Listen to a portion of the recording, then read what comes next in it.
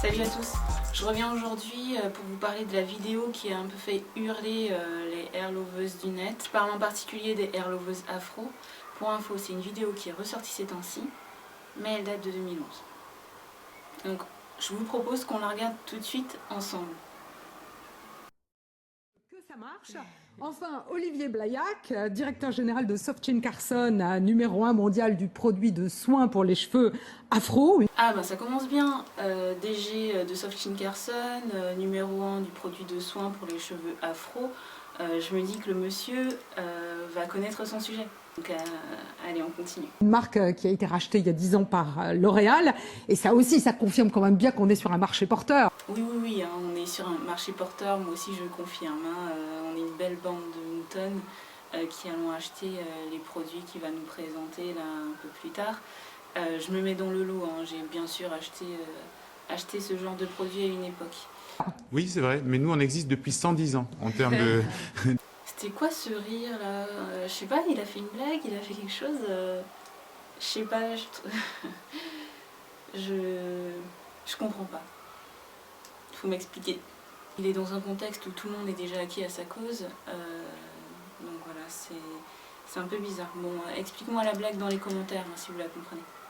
De marque, notre premier produit est né en 1901. On a été les inventeurs du premier défrisant sans soude dans les années 70. En effet, ils ont été les inventeurs du premier défrisant sans soude.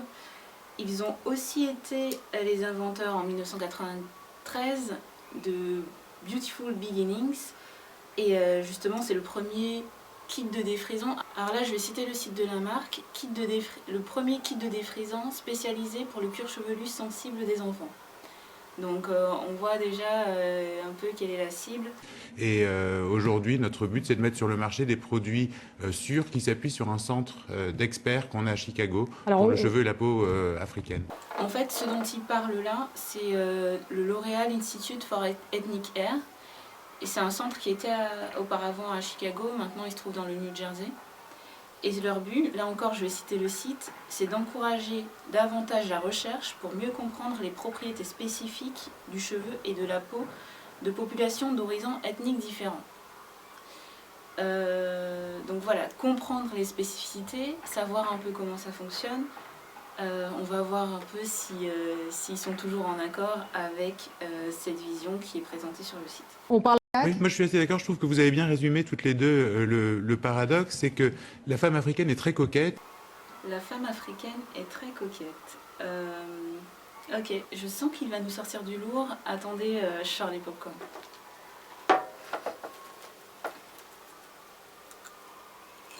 Et a des envies de coiffure très variées. Ça peut que ce soit des tresses, des cheveux plus lisses, plus souples, même des coiffures afro, etc. Même des coiffures afro. Elle peut même avoir la lubie, peut-être, de faire des coiffures afro. Et il se trouve qu'intrinsèquement, biologiquement, le cheveu africain est plus fragile que le cheveu asiatique ou caucasien. Et je ne sais pas si vous avez dû y assister évidemment, mais les séances de défrisage, par exemple, pour les petites filles, ça a l'air un peu choquant, etc. Mais... Ça a l'air choquant. Je pense qu'il peut dire qu'en dessous d'un certain âge, en tout cas, c'est choquant. Et pour les petites filles, pour moi, c'est choquant. Une petite fille qui n'est pas défrisée, il faut savoir que tous les matins, sa maman passe une heure et demie à lui tirer sur les cheveux. C'est une vraie souffrance. Excuse-moi, je m'étouffe. Une vraie souffrance, tous les matins, 1h30 à lui tirer sur les cheveux. Mais est-ce qu'il s'est renseigné en fait, le directeur général de Softchain Carson? S'il y a des mamans qui me regardent et qui passent 1h30 tous les matins à coiffer leur petite fille aux cheveux crépus, s'il vous plaît, envoyez un message. S'il vous plaît, venez témoigner, parce que moi je connais plein de mamans de petites filles aux cheveux crépus, aucune ne passe 1h30 tous les matins à coiffer leur petite fille. Après, le démêlage des cheveux crépus peut être compliqué, parce que justement, il faut savoir quelle méthode utiliser pour démêler le cheveu crépus. Mais en tout cas, ce que je peux dire à ce monsieur, c'est que n'importe quelle petite fille à qui on tirerait les cheveux pendant 1h30 tous les matins, qu'elle les ait raides, crépus, bouclés, ondulés, ben pour elle ce serait une souffrance. Allez, on enchaîne. Et donc, le défrisage, c'est aussi, pour moi, avant tout un geste de praticité. Je tu dois faire des retouches tous les 3 mois et beaucoup plus de soins protéinés pour rétablir la santé du cheveu. Donc, est-ce que c'est plus pratique ou pas? Ça, je pense qu'il y a des bains. Et pour éviter tous les matins d'avoir à se tirer sur les cheveux, de provoquer une alopécie de traction ou des choses comme ça qui existent. Non, mais là, une alopécie de traction. Ok, si je résume, si tu ne défrises pas ta petite fille, tu vas tirer sur ses cheveux tous les matins et tu vas lui provoquer une alopécie de traction. Non, mais on est où là? On est en plein délire. On nage en plein délire. Donc, comment jouer avec les peurs des gens? Si tu défrises pas ta fille, bah, elle va être chauve. Ok, génial. Merci. Hein. Allez, si vous êtes toujours là, on continue. Moi, je suis en train de péter un câble. Et c'est un produit fondamental. Oh my god. Un produit fondamental. Sérieusement. Un produit fondamental. Donc on peut pas vivre sans. On peut pas s'en passer. C'est fondamental. Ben, je suis désolée. J'ai mes cheveux crépus naturels. J'arrive à me passer du défrisant. Et mes petites nièces aussi arrivent à s'en passer. Elles passent pas 1h, 1h30 tous les matins à se faire coiffer. Et elles n'ont pas d'alopécie de traction. On continue. J'écoute jusqu'à la fin ou pas? Qu'est-ce que vous en dites? 90% des Africaines se défrisent les cheveux aujourd'hui. 90% des Africaines se défrisent les cheveux aujourd'hui. Des sources, anyone? Une référence?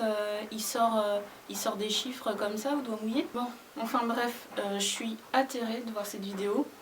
Pour info, cette personne n'est plus DG de SoftChin Carson. Il est sur la partie développement, product développement, je crois, de L'Oréal India. Donc voilà, peut-être qu'il va aller prodiguer des conseils sur les cheveux et la peau des Indiennes. Pour ma part, je suis atterrée par cette vidéo qui est faite entièrement de clichés où l'interviewé n'est à aucun moment remis en cause. Donc voilà, c'est vraiment quelque chose d'un autre temps. Et même en 2011, ces infos-là n'étaient pas vraies. Donc voilà, si vous avez apprécié le contenu de la vidéo, faites-le tourner pour éviter de colporter des idées reçues comme celle-ci et éviter qu'on ne défrise les petites filles à un âge indu. Donc voilà, je vous remercie d'avoir regardé la vidéo. Je vous dis à la prochaine vidéo pour encore plus de franche rigolade. Bisous.